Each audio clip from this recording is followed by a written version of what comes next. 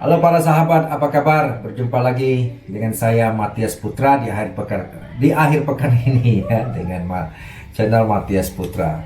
Jadi teman-teman, hari ini saya mau ceritakan sebuah cerita wisdom yang sangat menarik, yaitu ketika kita membiarkan orang lain celaka, sebetulnya pada saat itu juga kita sedang menciptakan kecelakaan buat diri sendiri. Kok bisa? Saksikan video ini sampai tuntas dan Anda akan mendapatkan wisdomnya secara tuntas pula. Oke? Sekali lagi teman-teman, saya ucapkan dan salam sehat buat kita semua, baik yang Indonesia maupun yang di luar Indonesia yang tetap setia dengan channel saya tentunya. Oke ya? Jadi bagi teman-teman yang pertama kali singgah di channel saya, teman-teman kalau mau saksikan wisdom-wisdom setiap minggu jam 10 pagi, teman-teman bisa subscribe dan teman-teman juga bisa menonton video-video wisdom-wisdom sebelumnya. Ada, teman-teman boleh cek di atas sini atas sini ya. Ya, ke kiri ada huruf I itu ya. Silakan teman-teman mendapatkan wisdomnya sehingga hidup kita tentu boleh semakin bernilai buat orang lain maupun diri sendiri. Oke ya teman-teman, sekali lagi hari ini saya mau cerita tentang bagaimana tadi statementnya yang mengatakan bahwa ketika kita membiarkan orang lain celaka, sebetulnya pada saat yang sama kita sedang menciptakan kecelakaan itu pada diri sendiri.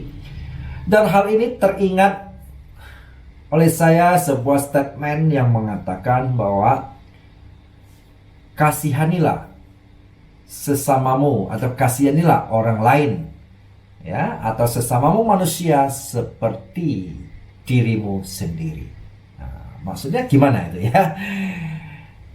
Saya terus berpikir, kok bisa ya kita disuruh kasihanilah orang lain seperti mengasihi diri sendiri. Kenapa tidak dibalik ya? Misalnya mengasihi diri sendiri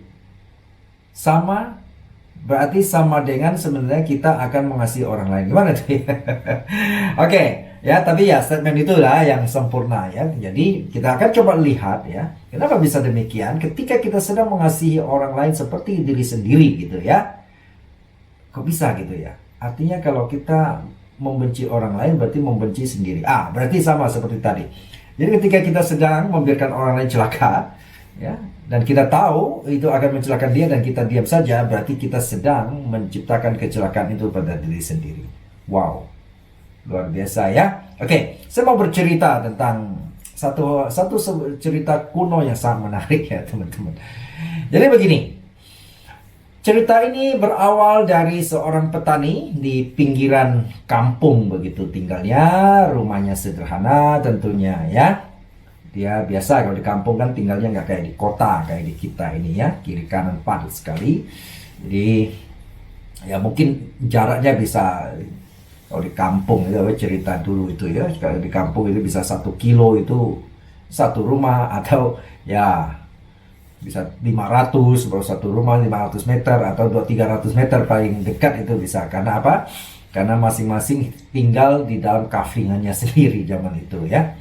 Oke. Lalu ceritanya seperti apa teman-teman? Ceritanya adalah begini sebetulnya. Berawal petani ini pergi suatu hari ya, dia pergi ke kota. Dan ternyata kepergian ini disaksikan oleh para animals ya, para binatang-binatang di sekitar rumahnya tentunya. Dan setelah dia pulang, ternyata juga diperhatikan itu. Salah satu yang memperhatikan petani itu mungkin mau menunggu apa sih ya yang oleh-oleh yang dibawa oleh petani ini yang bisa disikat oleh mereka juga ya. Yaitu salah satunya adalah seekor tikus ya. Dimana tikus ini terkejut gitu loh ya. Ternyata setelah petani ini pulang dari luar kota, dia keluarin satu barang, ternyata itu apa? Perangkap tikus ya. Teman-teman, saya nggak tahu ya, kalau tinggal di kota teman-teman pernah lihat perangkap tikus itu yang kayak besi itu, jadi kasih makanan itu dipancing ya, tikus ketika mencoba memakan makanan itu akan kayak besi gitu ya, langsung kayak kena perangkapnya. Ketika tikus itu memakan makanannya itu perangkap tikusnya itu langsung bisa potong gitu ya, kayak ada gerigi langsung potong lehernya gitu ya, dan mati tentunya. Nah, Tikus ini lihat, wow, ini bahaya kata. Dia sudah panik ya ketika tikus ini melihat ternyata petani ini membawa sesuatu yang akan mengakhiri nyawanya itu. Lalu apa yang terjadi? Dalam kepanikannya dia berpikir untuk mencari pertolongan gitu ya dengan sesama binatang ya tentunya. Lalu dia lari gitu ya, lari ke kandang ayam. Ada ayam jago di situ. Dia pikir ini sih ayam jago ini mungkin bisa menolong saya ya. Lalu dia cerita. Ya, dia bilang, Bang Ayam katanya, kan ini celaka saya ya. Kenapa ya? Si ayam itu bilang, nah itu tuan kita itu petani itu dia pulang dari kota, tadi saya lihat dia beli perangkap, dia mau perangkap tikus nih. Dalam hal ini berarti saya yang akan jadi sasaran. Aduh, dia bilang tolonglah ya. Ayam ini senyum-senyum saja, dia bilang aduh ya. Dia bilang tikus ya, ini sorry loh ya, ini kan perangkapnya untuk Anda, bukan untuk saya. Jadi nggak ada urusan dengan saya sebetulnya ya. Anda silakan cari orang lain sajalah ya. Waduh, tikus tentu kecewa mendengar ini ya. Aduh, dengan sangat sedih. Lalu dia dekatin, di sebelahnya itu ada kandang sapi, ada seekor sapi di situ kerbau ya. Nah, jadi dia coba nyebrang. Wah, ini mungkin bisa menolong saya secara badannya, fisiknya ada sangat besar ya. Lalu dia bilang, Om sapi ya. Sapi tanya, kenapa kamu ya? Pagi-pagi sudah teriak-teriak ya. Lalu dia bilang, si tikus ini ngomong, dia bilang, aduh saya di dalam keadaan yang sangat putus asa ya, bisa bantu nggak? Jadi si sapi ngomong, apa itu? Itu dia bilang, tuan kita itu loh, juga tuanmu itu loh, ya kan? Dia pulang membawa sebuah perangkap tikus ya. Jadi perangkap berarti sasarannya kan berarti nasib saya ya akan berakhir nih waktu dekat ini, dia bilang. Oh, itu masalahnya, kata si sapi. Sapi mengatakan, tikus itu barang itu masalah kecil. Ya, itu dia tidak mungkin bisa membunuh saya. Ya, dan itu masalahmu, bukan masalahku. Barang kecil-kecil itu dia tidak akan bisa mencelakakan saya. Ya, itu sorry dia bilang ya. Jadi saya nggak ada kepentingan di situ sebetulnya. Dan itu kepentingan Anda. Ya kan, jadi mohon maaf ya, saya tidak bisa membantu Anda. Ya, karena dia merasa posisi dia masih aman. Nah, kalau sapi bilang kalau si tuan kita beli parang ya, itu saya bertakut atau kampak gitu ya, bisa jadi saya mau disembelih gitu ya. Tetapi ini perangkap tikus, wah dia bilang aman itu ya, maksudnya bukan urusan dia ya. Akhirnya dia bilang, tikus kamu cari jalan keluar saja sendiri ya, itu nggak ada urusan sama saya. Lalu di dalam keputusasaan si tikus ini, dia larilah ke hutan ya, dia pikir lari sejauh-jauhnya. Lalu ternyata di hutan itu dia ketemu seekor ular ini. Dia bilang, ular kamu berhenti dulu. Si ular bilang, apa pula kamu ini ya, hadang-hadang saya punya jalan. Terus itu bilang, celaka saya itu. Apa yang celaka? Dia bilang, tuan itu ya, itu petani itu yang ditinggal di pinggir kampung, dia sedang memberi sebuah perangkap tikus dan nyawa saya terancam, tolong dibantu. Si ular itu mengatakan, tikus gua kira ada apa ini ya? Itu ternyata dia perangkap tikus. Itu untuk Anda, bukan untuk saya. Jadi nggak ada urusan dengan saya. Jadi ya, masalah celaka itu urusan Anda ya, bukan urusan saya kan ya. Jadi ya silakan kamu urus dirimu sendiri, saya sibuk katanya. Ya udahlah ya, tikus pun hopeless lah, nggak ada apa itu, nggak ada harapan lah ya, masa depan suram lah Mas Heru ya. Madesu masa depan suram.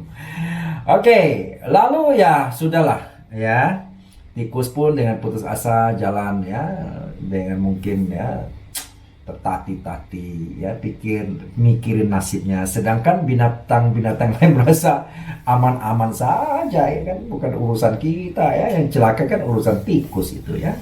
Nah, udahlah, biarkan aja. Apa yang terjadi teman-teman setelah itu?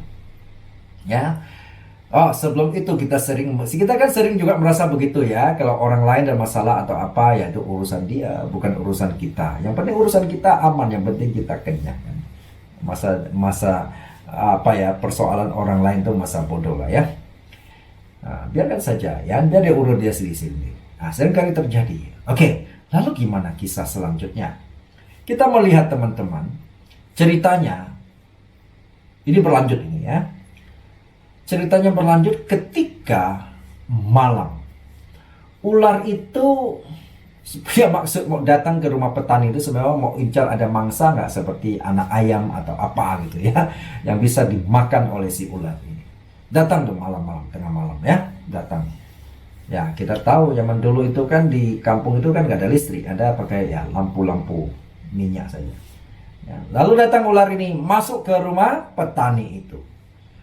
Tahu apa yang terjadi teman-teman? Secara tidak langsung, justru si ekornya ular itu apa ini? Jadi kesentuh dengan perangkap tikus itu, sehingga perangkap tikus itu bergerak dan cengkram ekor si ular itu teman-teman. Wah, ular itu memberontak ya, jadi dia tahu lah kan, ular itu kan memberontak kan, membuat ribut itu ya. Lalu bangunlah si petani ini gitu loh.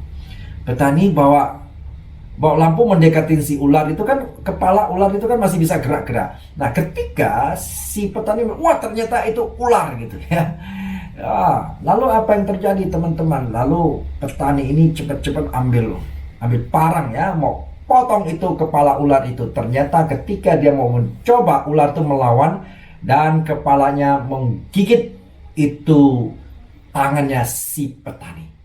Wow, ini jadi masalah besar teman-teman. Nah akhirnya apa yang terjadi? Karena digigit ini, akhirnya pun ular ini singkat katanya dibunuhlah oleh keluarga itu. Tetapi ceritanya tidak berhenti di situ. Rupanya kita tahu nih ular berbisa. Setelah petani ini digigit, itu bisanya sudah bisa, itu racunnya sudah masuk ke dalam darahnya si petani, teman-teman. Lalu apa yang terjadi? Wah, ini petani tentu sudah demam itu ya, sudah infeksi ya, sudah mulai kena bisa, pengaruh bisa ular itu. Lalu apa yang terjadi teman-teman? Si petani mencari dong pengobatan dong. Datang itu ya. Tasense atau dukun atau apa, datanglah ya, orang-orang dianggap orang-orang pintar lah di kampung itu, datang. Nah teman-teman, ceritalah ini ya, singkat kata bahwa dia digigit ular yang berbisa dan ularnya sudah dibunuh, tetapi ular mati kan, tapi bisanya ini kan, racunnya masuk ke darah ini petani ini, udah demam ini, udah nggak bisa ini. Lalu gimana? Nah datang seorang pengobatan alternatif, dia mengatakan ini harus ditawar ya, sebagai penawarnya itu katanya kita harus pakai darah ayam. Nah Anda bisa bayangin apa yang terjadi? Lalu keluarga petani itu tangkap itu ayam tadi itu yang ya kan, tangkap ayam tadi itu yang sombong itu kan. Lalu apa terjadi? Ayam itu sembelih, diambil darahnya, kemudian dia buat obat untuk diminum petani ini, iya kan? Lalu teman-teman, sembuh nggak? Setelah minum berapa hari, ternyata darah ayam itu tidak bisa menyembuhkan petani itu. Singkat kata, ya hari berikutnya petani itu meninggal, teman-teman. Lalu apa yang terjadi? Ya biasa kan, kalau petani meninggal itu kan orang-orang akan datang kan, melayat kan. Lalu bagaimana? Biasanya petani itu menghidangkan makanan dong untuk pelayan-pelayan datang. Nah, apa yang terjadi? Mau tidak mau ya, sapinya satu-satunya itu yang bisa mencukupi makanan sekampung gitu kan, dipotong, dimasak untuk menghidangkan kepada tamu-tamunya. Nah teman-teman, kalau kita lihat ya, apa yang terjadi? Sisa siapa? Tikus yang duduk tenang mungkin sedang mengetertawakan mereka ya.